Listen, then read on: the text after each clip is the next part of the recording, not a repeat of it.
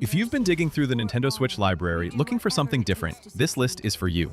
These aren't the usual big titles everyone talks about, but games that quietly deliver strong gameplay, atmosphere, and memorable moments. Let's count down 15 hidden gems worth your time. Ape Out. You're a gorilla. You're locked up. You're done being locked up. Ape Out is a top-down action game where you smash and slam through procedurally generated corridors packed with armed guards. 2 buttons shove enemies into walls or grab them as a shield or projectile. That's it. No upgrades, no menus, pure chaos. The levels randomize every run, so you're always reacting on instinct. Die, and the camera zooms out to show exactly how far you got, enough to pull you right back in. 4 albums to clear, each introducing new enemy types that flip your approach completely. The real secret weapon is the jazz soundtrack, a live drum kit that reacts to every kill and slam with cymbal crashes and frantic percussion. It sounds incredible on headphones. The whole thing is 2 to 4 hours, costs $15, and is built perfectly for portable play. Short, ferocious, one of a kind.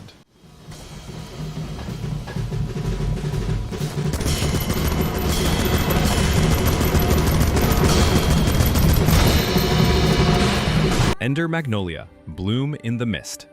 There's a kingdom called the Land of Fumes. Once thriving, now broken toxic underground gases drove its artificial life forms, the homunculi, completely mad. You're Lilac, a girl who wakes up in an underground lab with no memory, and you have a rare ability. You can purify corrupted homunculi and bring them back. That mechanic drives everything. Every boss you defeat joins your roster. Each companion brings a different moveset: swords, firearms, scythes, drills, and you mix and match them to build your style from 30 total skills. The world is haunting but beautiful, all crumbling factories and dark labs rendered in stunning hand-drawn art. The music from Millie is soft and melancholy in a way that hits hard. The story unfolds slowly through exploration and rewards patience.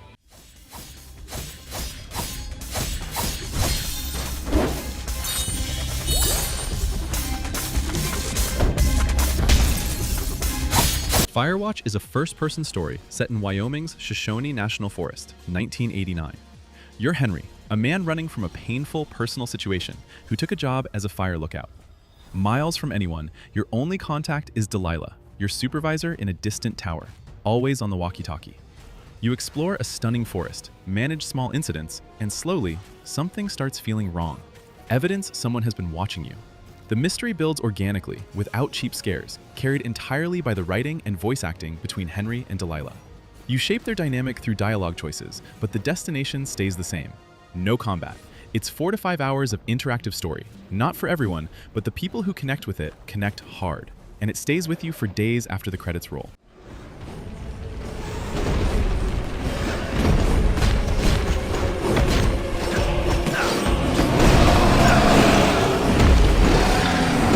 The Dead Cells developers made a Prince of Persia roguelite, and it absolutely works.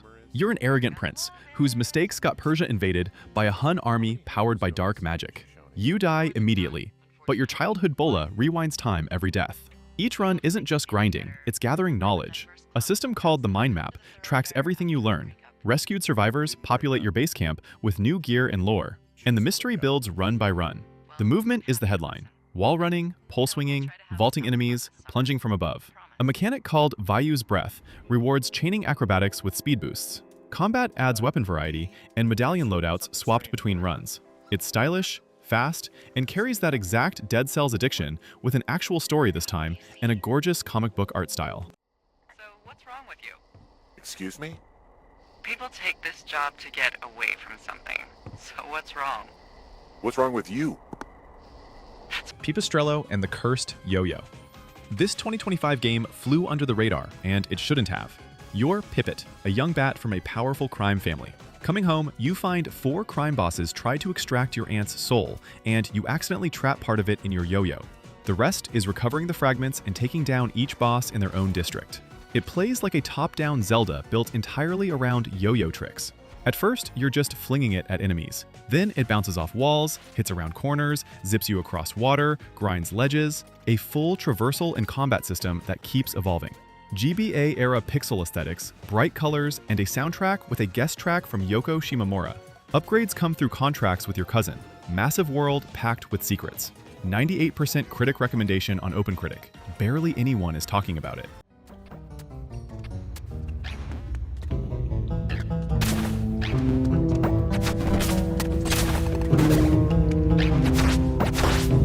If you haven't played Inside, I genuinely envy you.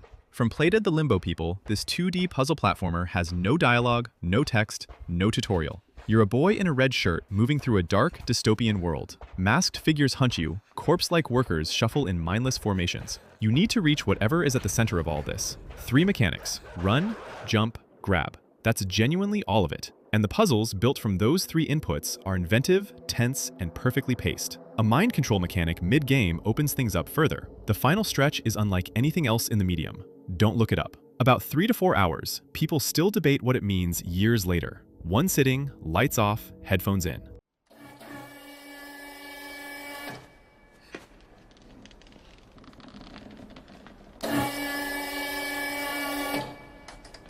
Ninth Dawn 3.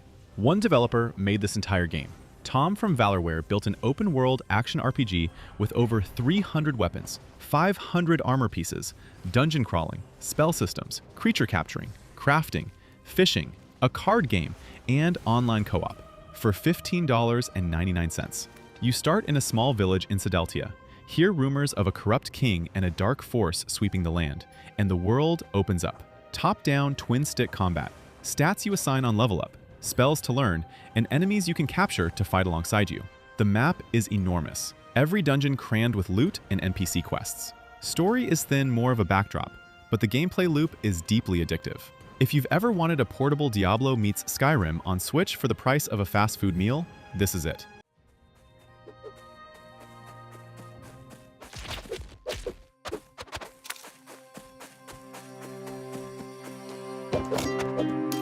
Slay the Spire invented a genre and still sits at the top of it.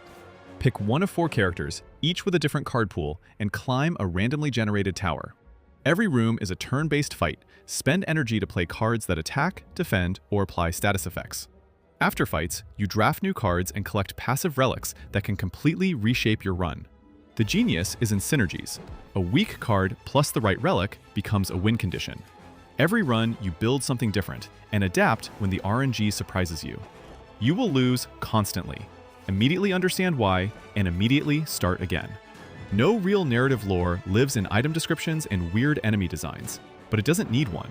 Hundreds of hours of content, full touchscreen support, fast loading, perfect portable strategy.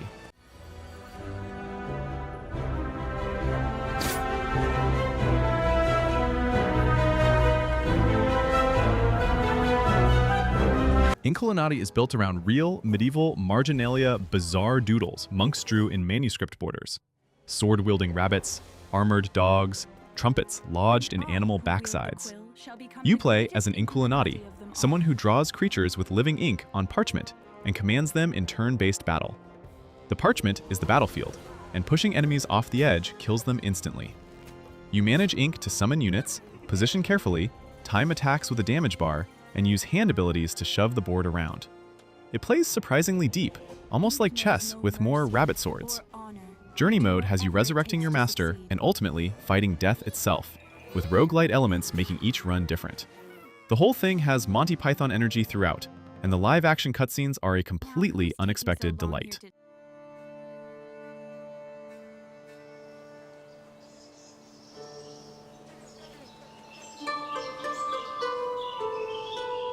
The sequel to Planet of Lana launched March 2026 and is roughly twice the size of the original. You're Lana, older and more agile. Wall jumps, dashes, and slides open up the platforming significantly. Her companion, Mui, is far more interactive now, transforming into different forms, piloting robots, and working cooperatively on physics-based puzzles.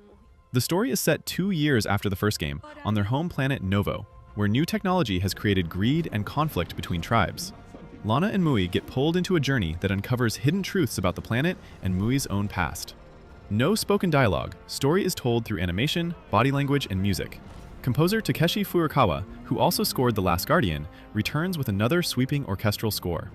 6 to 8 hours, welcoming to new players, and visually jaw-dropping throughout.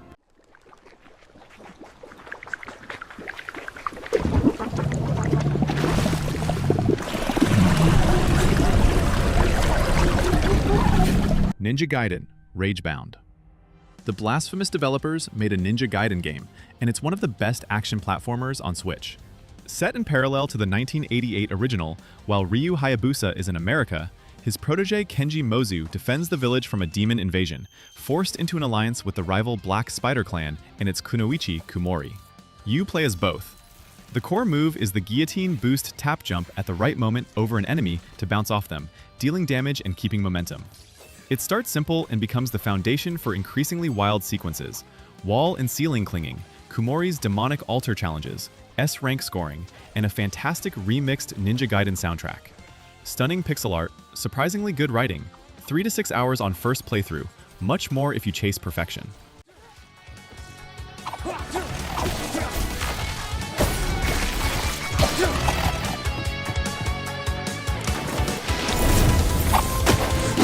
Mio released January 2026 and is one of the most visually striking games on the platform. You're a small female robot who wakes up on a broken colony vessel drifting in space with no memory of how you got there.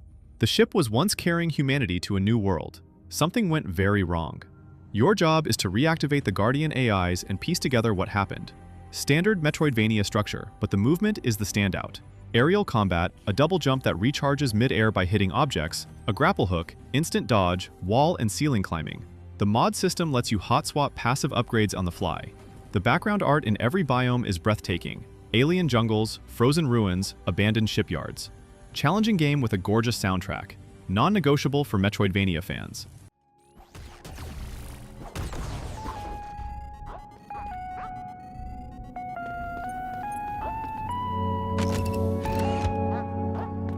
When you die in Rogue Legacy 2, you pick an heir. 3 descendants each run random class, random traits, random spell. A colorblind barbarian, a pacifist chef, a dragon lancer with a rocket-powered weapon. Each class plays completely differently, and traits range from genuinely helpful to outright hilarious. Gold funds your family manor, buying permanent upgrades that carry into every future run. Deaths are investments, not failures. The world is a shifting castle, with 6 biomes and bosses to defeat, all procedurally generated. Lore unfolds through journals and notes. It's a story about a kingdom's collapse, told in pieces across multiple playthroughs. Excellent difficulty balance, one of the best roguelite soundtracks ever made, and a scope that easily swallows 30 hours before you notice.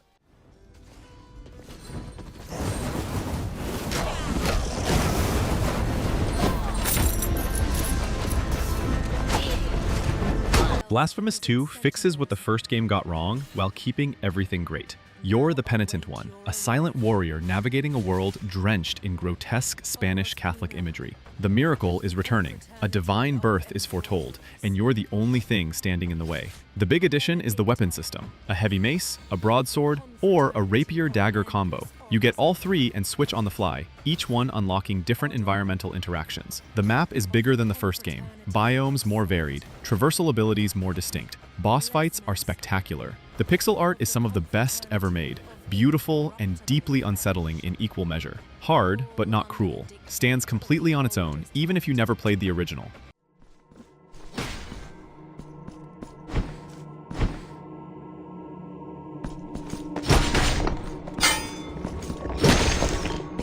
Nine Souls is the best Metroidvania on Switch. Red Candle Games calls the setting Tau Punk, Taoist mythology fused with cyberpunk sci-fi, and it feels unlike anything else. You're Yi, a cat-like warrior betrayed by his own people 500 years ago, thrown off a cliff and left for dead. He wakes up in the present with one mission: hunt down the 9 souls who rule the world. Combat is built on parrying, precise deflections build chi energy, which you spend to detonate talismans applied to enemies mid-fight. Perfect parry staggers and sets up the explosion. A slightly late parry still builds chi, but deals internal damage that heals over time. Patient, methodical, and deeply satisfying. Boss fights are some of the most inventive in the genre. The story hits genuinely hard. Hand-drawn animation, incredible soundtrack. This is the one.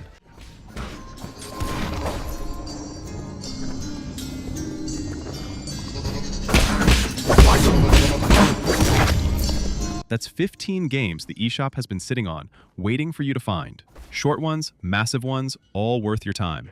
Drop a comment with which one you're picking up first. And if this helped you find something new, hit subscribe. Plenty more where this came from.